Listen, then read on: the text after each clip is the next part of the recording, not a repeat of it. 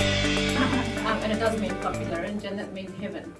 So I'm going to do a poll, since we can't decide what we're going to talk about. Who wants to hear about AI?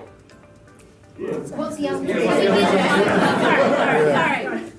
What's going on at a national level in terms of tech and the strategy that the government's driving? How many choices do we get? Three. So what's going on at a national level in terms of tech and the tech sector, and what strategy is the government, Minister Clark and MB and NZ Tech, what are they doing for the country in tech? Or what do I do across the different hats that I wear, which is smart cities, digital inclusion, Internet of Things, and AI, or more just about AI and the AI Institute here? The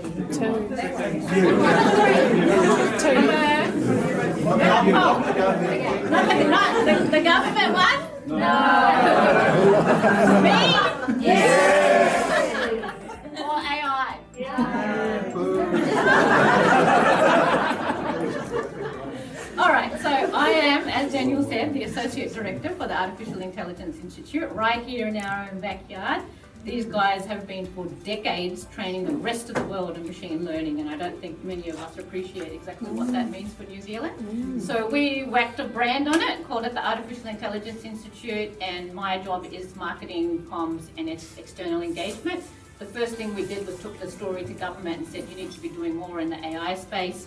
We have now developed an association of AI researchers from around the country with 281 members across all the organisations in the country doing research in AI. That is about to launch. I was working on the logo today with a designer. We're also delivering a white paper to government and saying all the stuff that you're doing, that first option, all the stuff that you're doing around digital technologies and the opportunity for New Zealand, actually this is what you should be doing. And that's a contribution that's led by the University of Waikato and my boss, and University of he knows I do that. University of Canterbury and Victoria University of Wellington. And the guys here, just an FYI, my team specialise in real-time analytics. So the stuff that they're doing that's probably going to blow your mind. And I said this to an industry forum last year, and they said, what do we need the researchers for? I said, these guys are researching things that you haven't even imagined. So these guys are doing, I was asking David, before we started, it's the chocolate. That's all I can say, it's the chocolate. About data. So the countries in the world that are going to lead are the ones that actually understand the value of data and actually get the conversation around data correct, right? So machine learning, people know it's like you get some data that already can teach the machine what the data is telling it.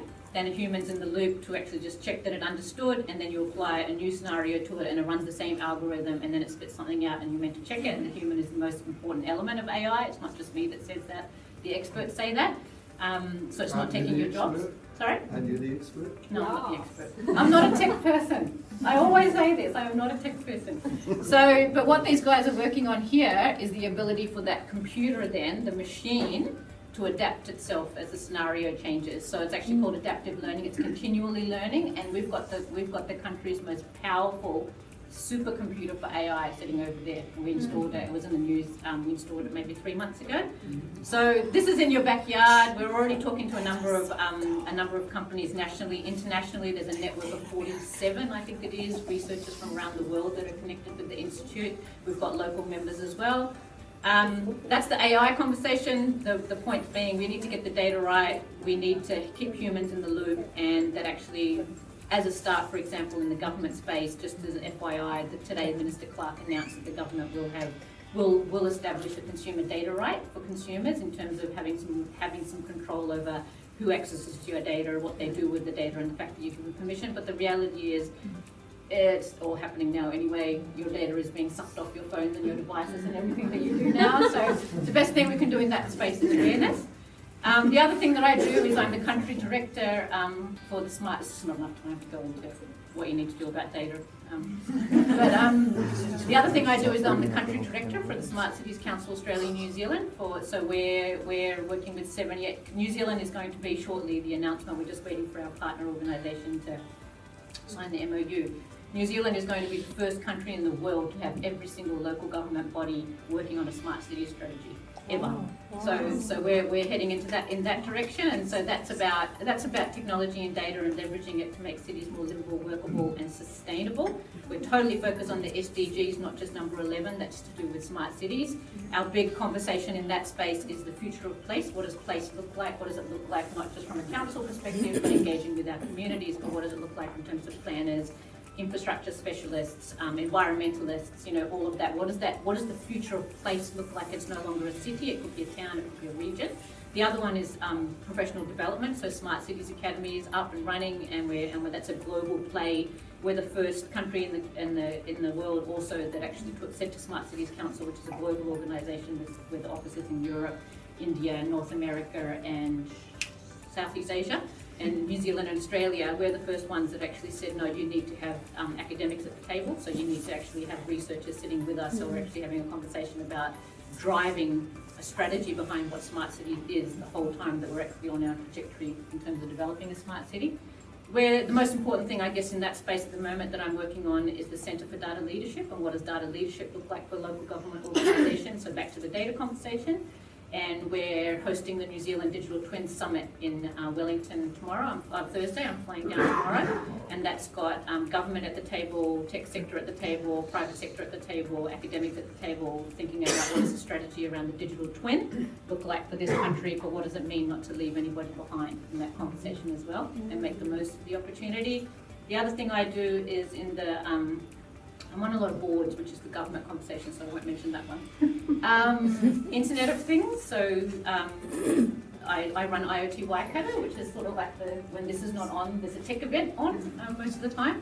So that one's around engaging the local community in terms of, again, what does data look like, data from devices, but what does it look like in terms of connecting data and people and non-data driven technologies to do things in the ag space, or it might be in the smart city space, for example, but it could also just be in the consumer space.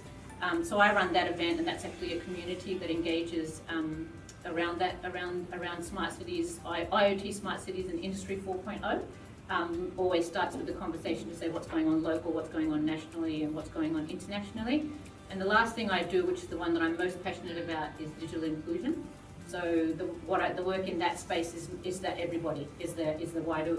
We need to take everybody with us, and the reality is we've heard about apps that are going to transform our lives, and they're better for our well-being, and businesses that are going to be transforming because of digital, and that's what the government strategy is about. We've looked at how data is important to different industries, but the reality is a large chunk of the New Zealand population, adult and upcoming, will have no idea what's going on or have the ability to engage with any of that in an effective manner. And I think that is the most, if you can take anything away from living in a digital world, is that not everybody is on the same page, and it's not fair. And so the work that we do there is not just connectivity, but it's enablement, and probably the biggest piece of work there is working with different communities around the Waikato to ensure that they have digital literacy, but also what does digital literacy look like for those communities. So it's not like like this is digital literacy, it's like what do you want to do with the internet, this is what you need to be aware of. But also it's not the model that we're driving is not just here's the connection, here's a little bit of a lesson. Okay, we'll move on to the next one, and then we can do our stats and say we've helped this many people. It's actually what does it mean to you right now, but actually what is your path that actually, if you wanted to engage with this further, what does that look like? And that's really bringing everybody with us rather than just a token tick box exercise to say people are now included, because that's not inclusion unless you feel like you belong, and you only belong when you bring your whole self to that piece in that world, and you're able to do, as the speakers have said, what you want to be able to do with that technology. So if you take anything away from today, is the fact that we're doing cool things in the region. As a country, we're leading the world, we just don't know about it. but we need to take everybody with us, so if there's ever an opportunity for you to talk to young people, or to even the elderly, or even anyone else, just to make sure that they're just as aware as probably a lot of you are in this room around the opportunity.